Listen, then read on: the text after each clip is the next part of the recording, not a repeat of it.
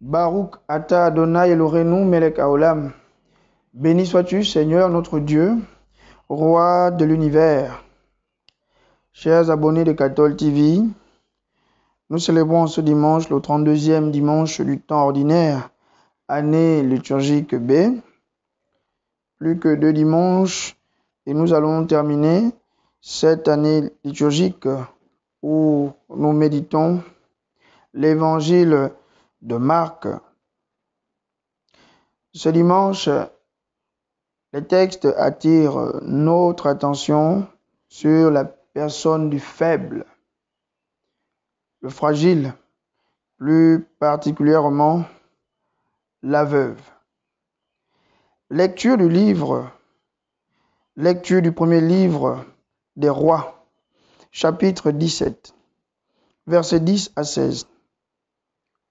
En ces jours-là, le prophète Élie partit pour Sarepta, et il parvint à l'entrée de la ville. Une veuve ramassait du bois. Il appela et lui dit : « Veux-tu me puiser avec ta cruche un peu d'eau pour que je boive ? » Elle alla en puiser. Il lui dit encore : « Apporte-moi aussi un morceau de pain. » Elle répondit : « Je le jure par la vie du Seigneur ton Dieu, je n'ai pas de pain. J'ai seulement dans une jarre une poignée de farine et un peu d'huile dans un vase. Je ramasse 2 morceaux de bois. Je rentre préparer pour moi et pour mon fils ce qui nous reste. Nous le mangerons et puis nous mourrons. » Élie lui dit alors : « N'aie pas peur. Va, fais ce que tu as dit, mais d'abord cuis-moi une petite galette et apporte-la moi. Ensuite tu en feras pour toi et ton fils. Car ainsi parle le Seigneur, Dieu d'Israël. Jarre de farine point ne s'épuisera, vase d'huile point ne se videra, jusqu'au jour où le Seigneur donnera la pluie pour arroser la terre. » La femme alla faire ce qu'Élie lui avait demandé. Et pendant longtemps, le prophète, elle-même et son fils eurent à manger. Et la jarre de farine ne s'épuisa pas, et le vase d'huile ne se vida pas, ainsi que le Seigneur l'avait annoncé par l'intermédiaire d'Élie. Le prophète Élie, dont le nom en hébreu Eliyahu, Yahvé est notre Dieu, un nom-programme qui signifie que Élie n'a foi qu'en un seul Dieu et que contre les autres divinités, Yahvé est le seul et véritable Dieu. Il n'y a que lui qu'il faut adorer. Et effectivement, dans l'épisode que nous venons de lire, Élie fait l'objet de l'hostilité d'une reine, la reine Jézabel, mariée à Akab, roi d'Israël. Cette reine a apporté dans le royaume d'Israël une divinité, Baal, appelée Baal, qui signifie mon mari, mon maître, la divinité cananéenne de l'orage, responsable des pluies et de la fécondité du sol, ce qui signifie que Baal est l'auteur de la pluie pour ceux qui l'adorent. Élie, pour montrer que cette divinité n'est pas l'autrice de la pluie et que ce n'est que Yahvé qui est le maître des temps et de l'histoire, que c'est Yahvé qui est le maître et le roi de la nature, il va arrêter la pluie dans les versets précédents.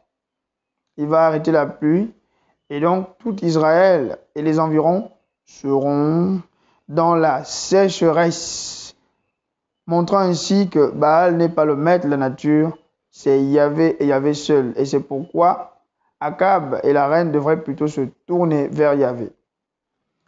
Élie se retrouve donc dans la sécheresse et il est nourri par des corbeaux. Voilà que les aliments viennent à manquer. Le Seigneur ordonne donc à son prophète de se rendre à Sarepta, où il va rencontrer une veuve qui s'occupera de lui. Élie se met donc en marche à Sarepta. Il va à Sarepta. Sarepta est un territoire situé à la côte du sud du Liban. Élie rentre donc dans un territoire qui n'est pas celui d'Israël, un territoire païen, un territoire considéré comme impur. En principe, Élie ne devrait pas y rentrer, mais il est envoyé par le Seigneur. Ce qui pourrait paraître pour lui l'envoyé de Dieu comme étant une malédiction. Mais Élie obéit au Seigneur. Et en plus, Élie va vers qui? Il va vers une veuve. Ce qui pourrait encore être une deuxième humiliation, qui pourrait paraître une deuxième humiliation. Car la veuve fait partie de ces catégories de personnes n'ayant pas de père, n'ayant pas de mari. Ça signifie que c'est une femme faible, une femme qui est dans une société où elle n'est pas considérée à sa juste valeur. Donc voilà un être fragile vers lequel Élie est envoyé. Mais c'est cette dame qui va soulager Élie.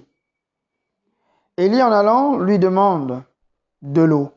L'eau qui est justement le signe et qui représente la marque de l'hospitalité pour l'oriental. L'eau, tout comme le pain, qui sont les éléments piliers pour marquer l'hospitalité, pour marquer l'accueil qu'on accepte de recevoir quelqu'un. Et c'est pourquoi, dans les textes sacrés, Yahvé va revenir en parlant de Moab, que puisque les ressortissants de Moab ne sont pas venus avec le pain et l'eau à la rencontre du Seigneur, à la rencontre d'Israël, ils n'auront pas accès au peuple de Dieu. Donc, ces éléments signifient la marque de l'hospitalité, la marque de l'accueil, l'accueil favorable qui est réservé à Élie. Cette dame vit une situation de sécheresse, mais elle accepte ce qu'Élie lui demande, elle obéit à la parole du prophète de cuire du pain et de donner à Élie. Et elle est récompensée. Elle est récompensée comment? Elle va connaître un miracle. La jarre de farine ne va pas s'épuiser. Le vase d'huile ne va pas se vider jusqu'à ce que la pluie revienne sur la terre.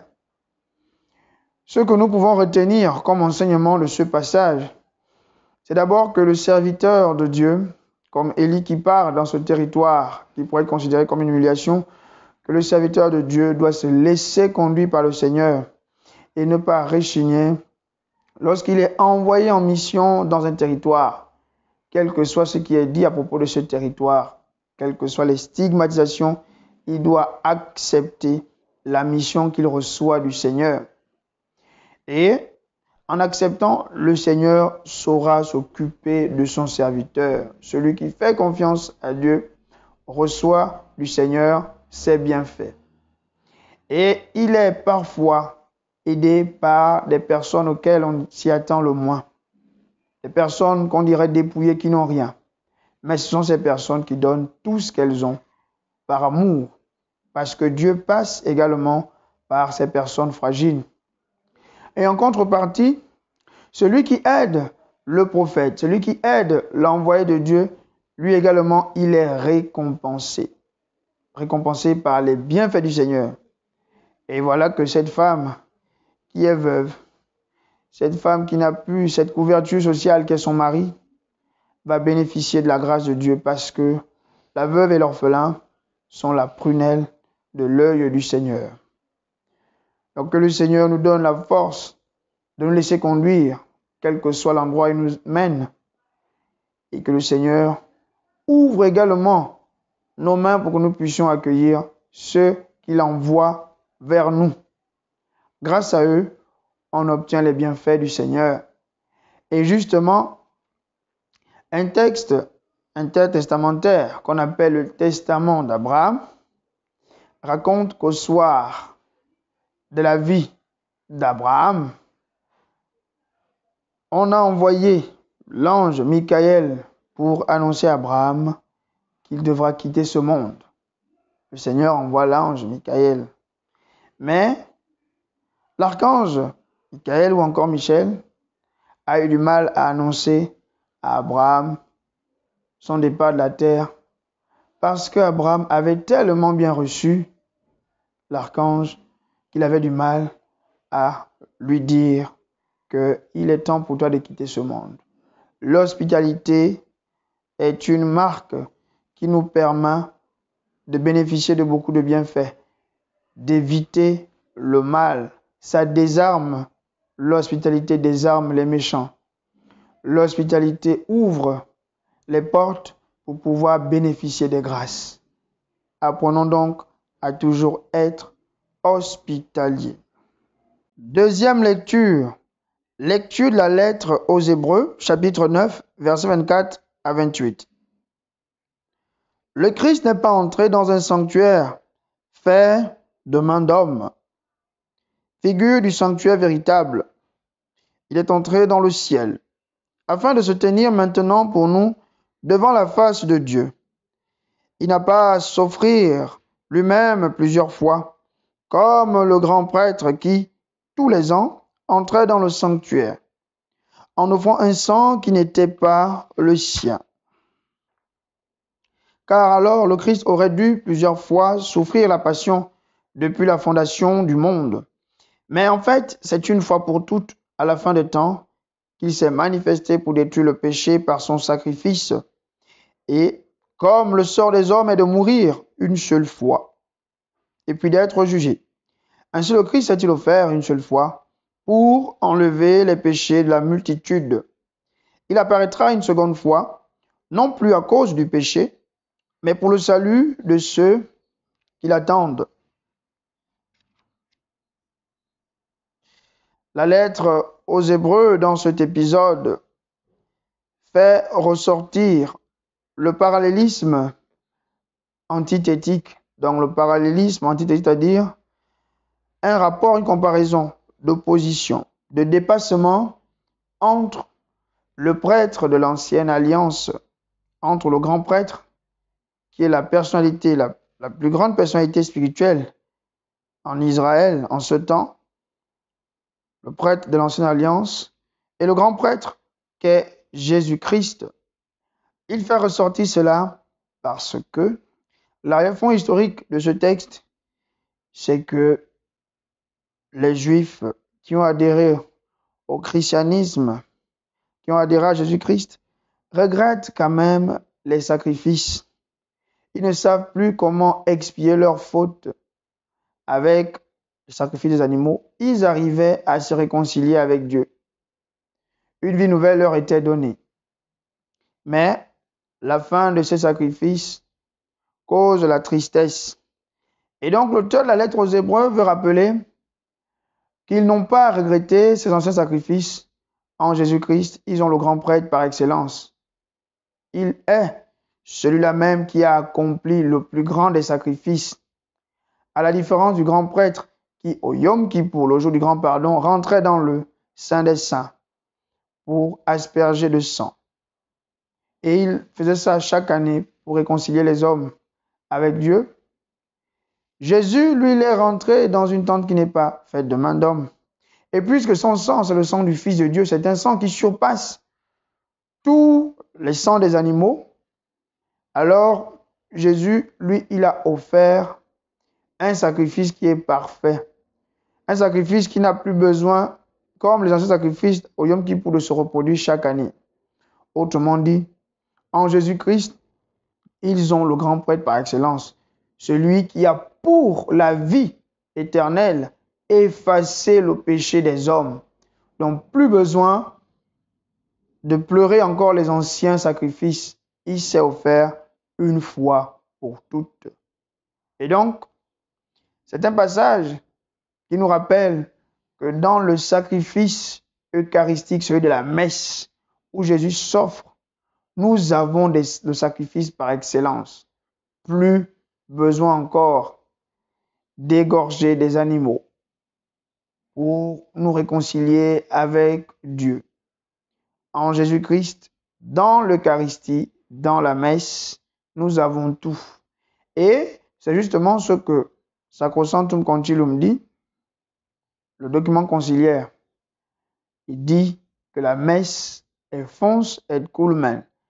La messe est source et sommet de la vie chrétienne. Dans la messe, tout nous est donné. Tout et tout. C'est là où Jésus donne le trésor par excellence de son salut. Faisons donc confiance à ce grand prêtre qui nous sauve pour la vie éternelle.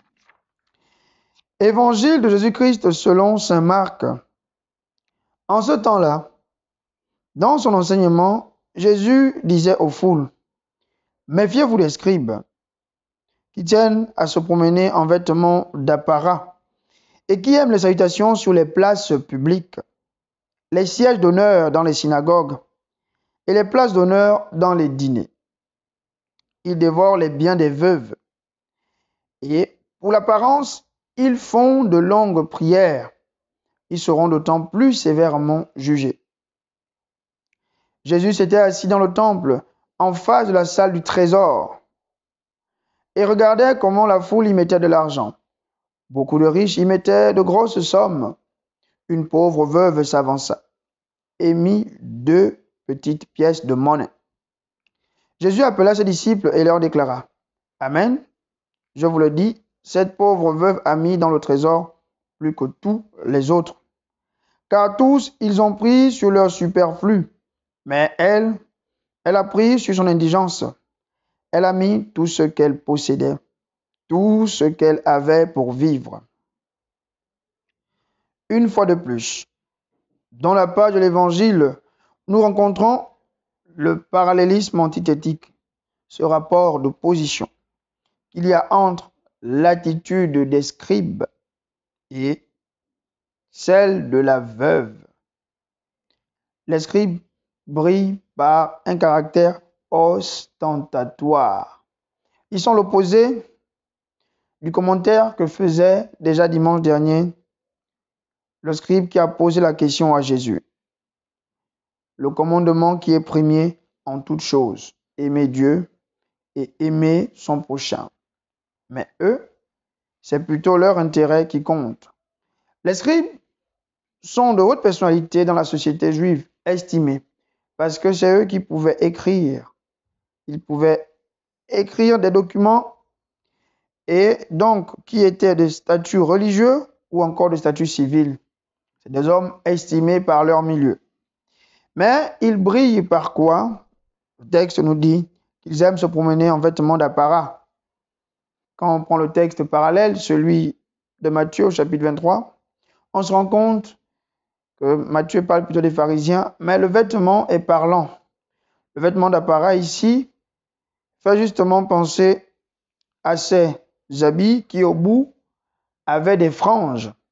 Donc, et les franges signifient dans Nombre 15, verset 38, ces franges expriment l'omniprésence de Dieu, se rappeler d'observer toujours les commandements de Dieu, la frange du manteau, l'observance des commandements de Dieu. Donc porter ces habits d'apparat signifie que les scribes se comportent vraiment en hommes religieux. Quand on les voit, on dit oui, voilà des gens qui aiment le Seigneur.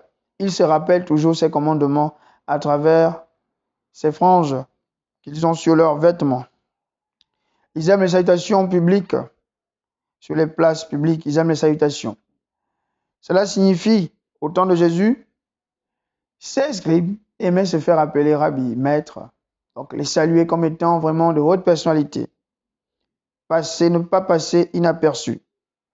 Les places d'honneur dans les synagogues ou encore dans les dîners, on s'asseyait par catégorie sociale. Donc celui qui s'assoit à la première place, c'est dire que c'est quelqu'un qui est estimé par son milieu.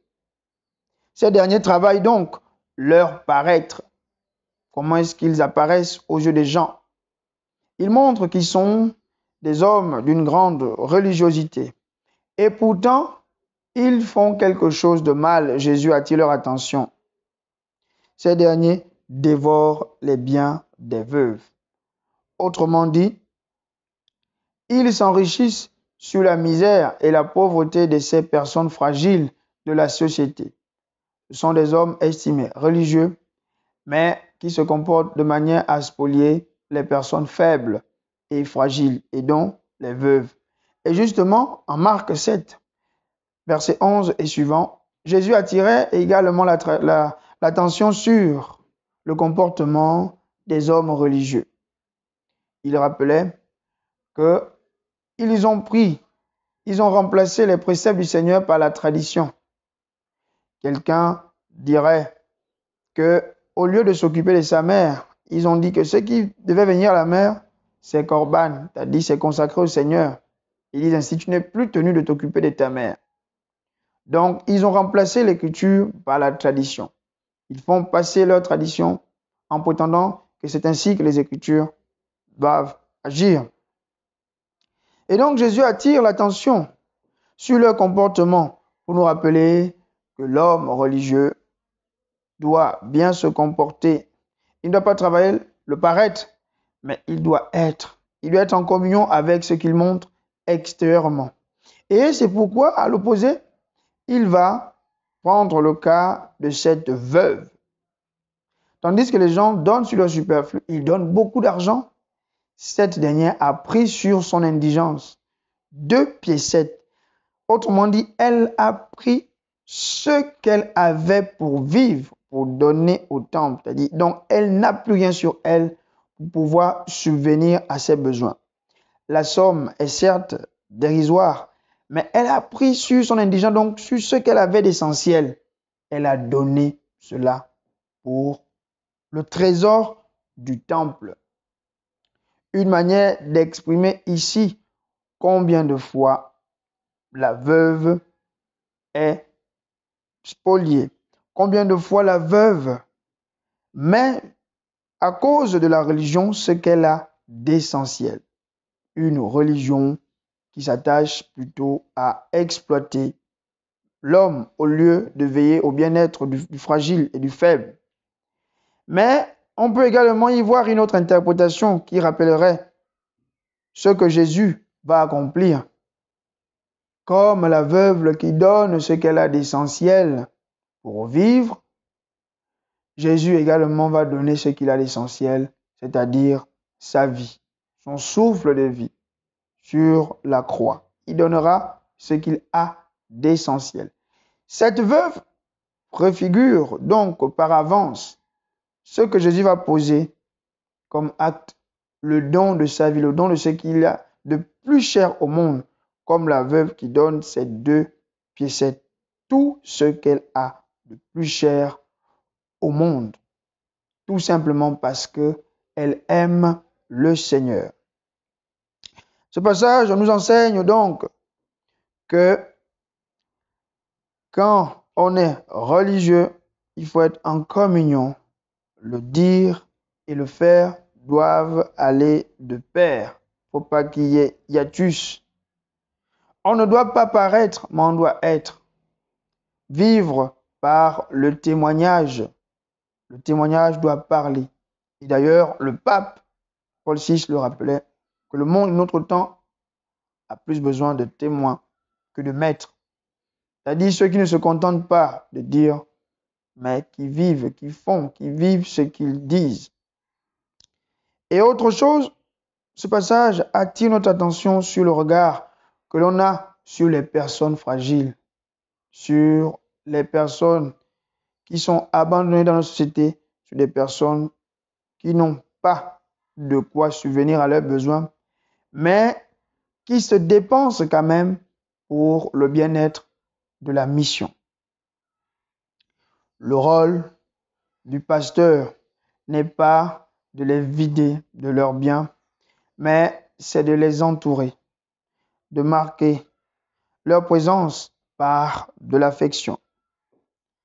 Que le Seigneur nous donne donc la grâce d'être véritablement ces pasteurs, ces religieux, ces chrétiens qui ont un regard de prédilection sur les personnes faibles et fragiles, qui vont le secours de ces derniers et qui ne sont pas là pour les spolier, dévorer leurs biens. Benedicat vos, omnipotens, Deus, Pater et Filius et Spiritus Sanctus. Bon dimanche à tous.